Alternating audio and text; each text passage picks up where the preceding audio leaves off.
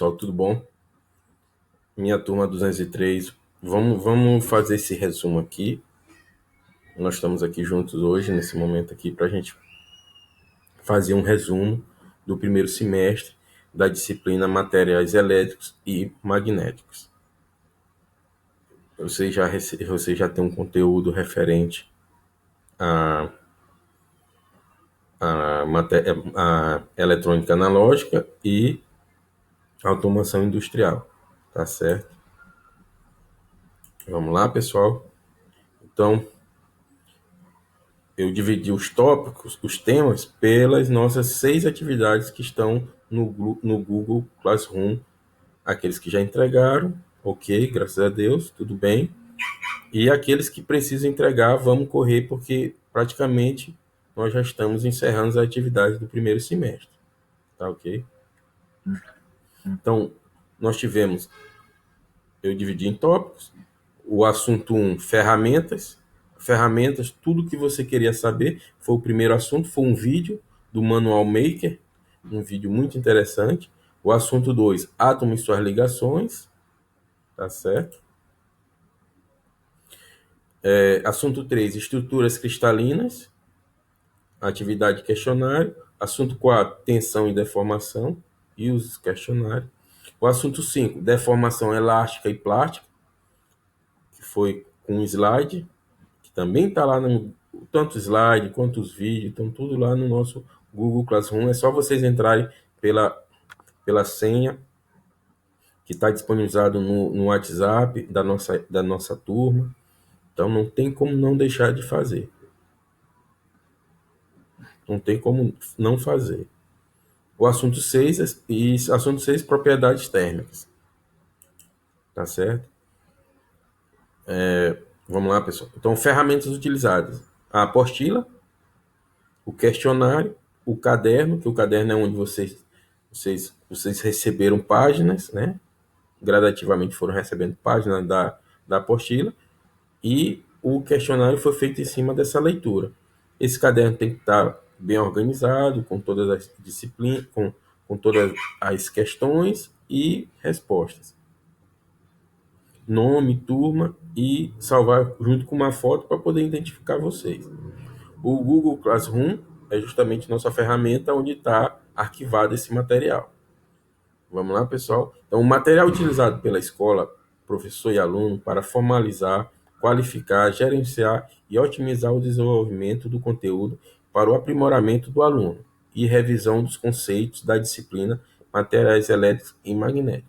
Então, esse material que está aqui, que vai ser deixado aqui no YouTube, serve para balizar esses 6 questionários que foram criados durante esse período que a gente acabou tendo que utilizar para manter a rotina e atravessar esse período de pandemia. Assunto 1, nós vimos esse vídeo, né? Ferramentas, tudo que você queria saber, Manual Maker, aula 1, vídeo 1. Há outros vídeos muito interessantes, vídeos direcionados especificamente para a área técnica e com uma linguagem tranquila, uma linguagem fácil, acessível a vocês, tá ok? Então vamos lá, vamos prestigiar o trabalho desse canal. Então vamos lá. Ferramenta. O vídeo apresenta de forma rápida várias ferramentas e sua forma de utilização. O aluno deverá assistir ao vídeo e no caderno descrever as ferramentas e suas utilidades.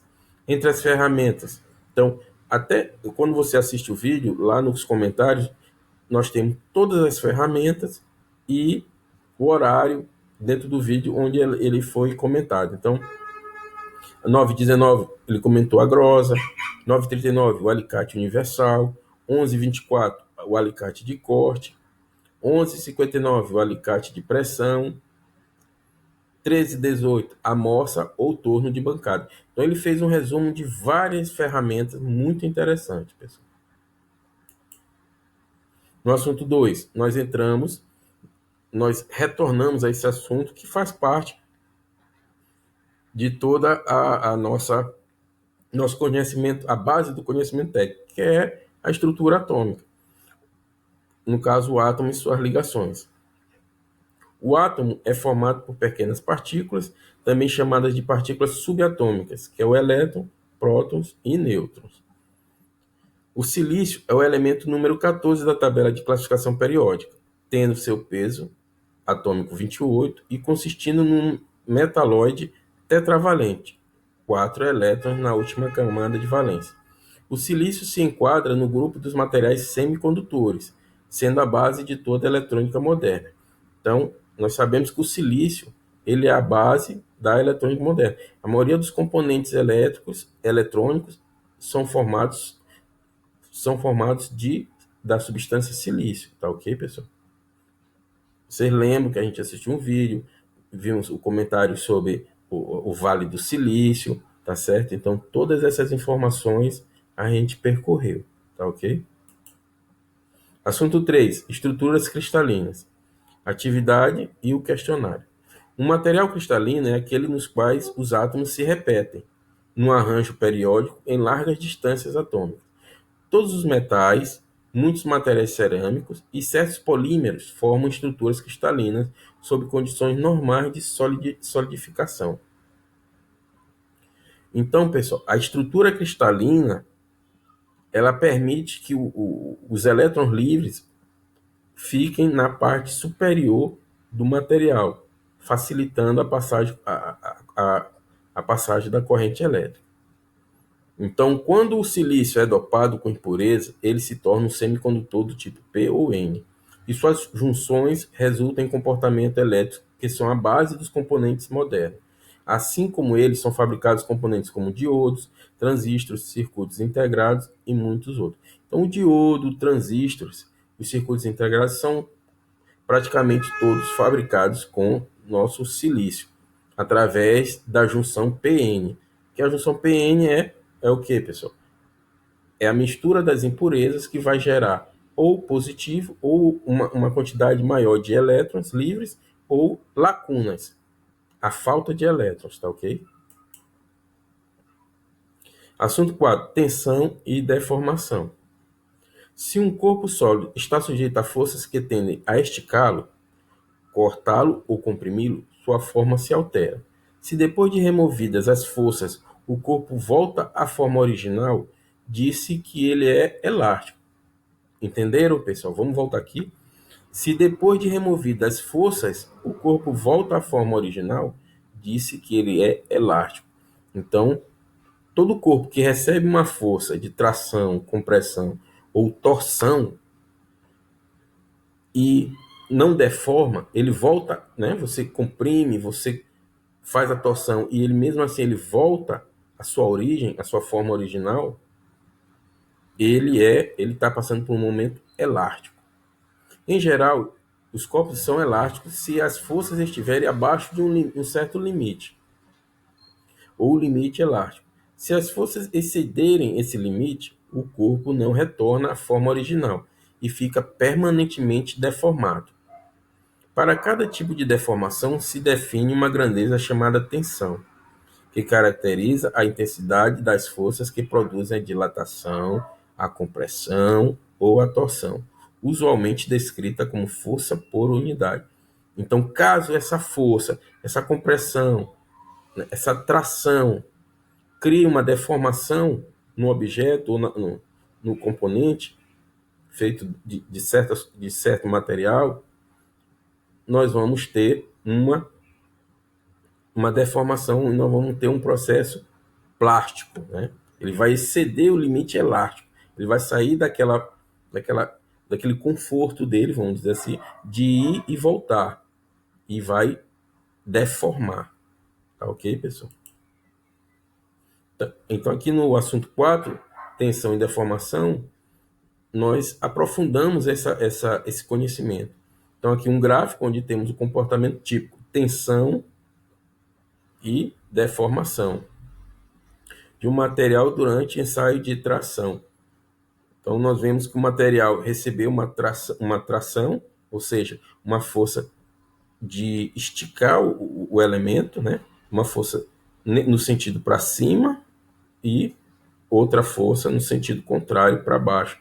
Então, com o tempo, e o aumento gradual dessa força, o elemento vai recebendo, ele vai ele vai tendo em algum momento ele vai sofrer uma ruptura bem mais visível, né? Ele chega, então, até certo ponto ele é elástico e daqui para frente ele se torna plástico até ocorrer o rompimento, tá ok, pessoal? No assunto 5, deformação elástica e plástica, nós utilizamos um slide, tá certo? Então, essa é uma das bases da ciência da engenharia civil, é o estudo das deformações elásticas e plásticas. Um prédio, uma construção, uma viga, ela tem que passar por esses estudos, tá certo? E existem ensaios, existem testes, e aí a tendência é se aprofundar neste conhecimento. Então, deformação elástica, quais são as características? Precede a deformação plástica, é reversível, desaparece quando a tensão é removida, é proporcional à tensão aplicada, tá certo? Então, essas são as informações relacionadas à deformação elástica. A deformação plástica é provocada por tensões que ultrapassam o limite de elasticidade. Então, depois do esforço elástico, se não cessar aquela força, o elemento entra em o corpo de prova entra numa deformação plástica. É provocada por tensões que ultrapassam o limite de elasticidade, é irreversível, é resultado do deslocamento permanente dos átomos e, portanto, não desaparece quando a tensão é removida. Assunto 6. As propriedades térmicas. As propriedades térmicas são mais importantes. As propriedades térmicas mais importantes são o calor específico. O calor específico é você pegar aquele material e fazer um estudo de qual a capacidade dele de reter e produzir uma quantidade de calor, né? Resistência ao calor quanto esse material, quanto esse corpo de prova consegue suportar o calor sem ter alterações moleculares, né? Atômicas. Resistência ao frio, a mesma coisa. Qual é a capacidade desse material de se comportar em um frio, né? Em um frio gradual, em uma escala gradual. Condutividade térmica, como se comporta esse corpo quando ele recebe, né, uma quantidade de calor ou frio e como é que ele conduz em toda a sua superfície, tá certo? E a dilatação, né? Ele recebendo esse calor, ele recebendo esse frio, como é que ele se comporta? Como é feita essa dilatação? Se é linear, se essa dilatação ocorre no volume, na linear, no, na, nas suas proporções lineares, tá ok? Então, isso aqui vocês vão ver muito durante o processo, né, do estudo técnico, no estudo técnico dos materiais, muito utilizados na área técnica. Então, todo material, cobre, ferro, alumínio, né, que é utilizado, nós precisamos fazer esse estudo, porque é a base dos cálculos para que a gente possa dimensionar equipamentos que estejam capacitados a dar condições de trabalho, né, de proteger ao risco, ao fogo, ao frio. Então, todo equipamento, todo material tem que passar por testes exaustivos, né, no caso.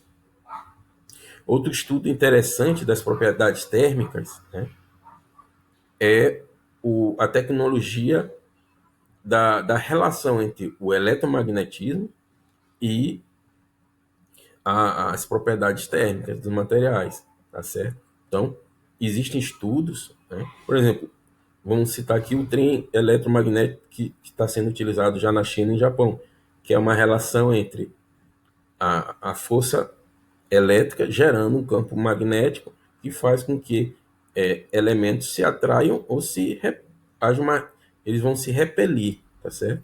Dependendo desse campo magnético. Então, pessoal, imaginem isso somado às propriedades térmicas, já que com a mudança de temperatura, né, nós sabemos que quanto mais baixa a temperatura, as partículas moleculares elas começam a perder essa vibração. E quanto maior a vibração, mais resistência à passagem da corrente elétrica. Tá ok, pessoal? Então, quanto mais frio, as moléculas vão parar de vibrar e essa passagem vai ter menos resistência. Então, esse estudo é que gera essa base teórica é que dá alicerce para os estudos desse transporte feito por trem-bala, pelos trens que estão sendo estudados agora e utilizados na China e no Japão. Tá certo, pessoal? Então, esse foi uma passagem bem rápida por esse início de contato com as propriedades dos elementos e sua utilização na nossa área técnica. Tá ok, pessoal? E agora, pessoal, nós vamos dar uma olhada aqui nas dicas para um estudo eficaz. Nós vamos sair um pouco do nosso conhecimento, do nosso estudo técnico, para visualizar algumas dicas de estudo para que vocês possam estar utilizando aí na sua rotina, visando aí os concursos, visando o Enem, tá certo? Então, primeira dica, autoexplicação. Na prática, trata-se de ler o conteúdo e explicá-lo com suas próprias palavras para você mesmo. Então, quando você lê aquele material que você está estudando em voz alta ou no espelho, você consegue absorver, o seu cérebro começa a absorver mais profundamente aquela informação. Segunda dica, o principal benefício da intercalação de disciplinas, como já havíamos observado, é fazer com que a pessoa consiga manter-se mais tempo estudando. Ou seja, quando você intercala disciplinas, matemática, química, português, biologia, você acaba conseguindo um tempo maior de estudo, porque a leitura não se torna cansativa e se torna mais prazerosa. Tá ok, pessoal? Dica 3. Teste prático. Realizar teste prático sobre o que você está estudando é uma das duas melhores maneiras de aprendizagem. Ou seja, você fez aquela rotina de estudos, você leu aquele material, você entendeu aquele material, então você parte sempre para um processo de questionário. Você faz um questionário, responde o questionário, e assim você absorve mais o conhecimento. Até porque você vai passar, né, futuramente por vários testes. E ao fazer os testes, você acaba entrando em uma rotina mais fácil de absorção. Dica 4.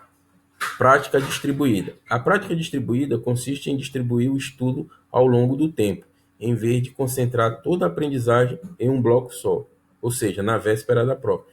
O que essa dica diz? Se você tem um objetivo, o Enem ou um concurso, você tem que pegar esse tempo que você tem até a prova, distribuir suas disciplinas, distribuir o seu material e estudar gradativamente, tá certo? Dando ênfase, muitas vezes, ao conteúdo que você ainda não tem domínio sobre o conteúdo, tá certo? Mas, gradativamente, você vai fazendo esse estudo, para não deixar tudo para a última hora. Beleza, pessoal? Nós vamos ficar por aqui. Muito obrigado. Nós vamos nos ver em breve na volta às aulas presenciais e mantenham a rotina. Um abração. Já.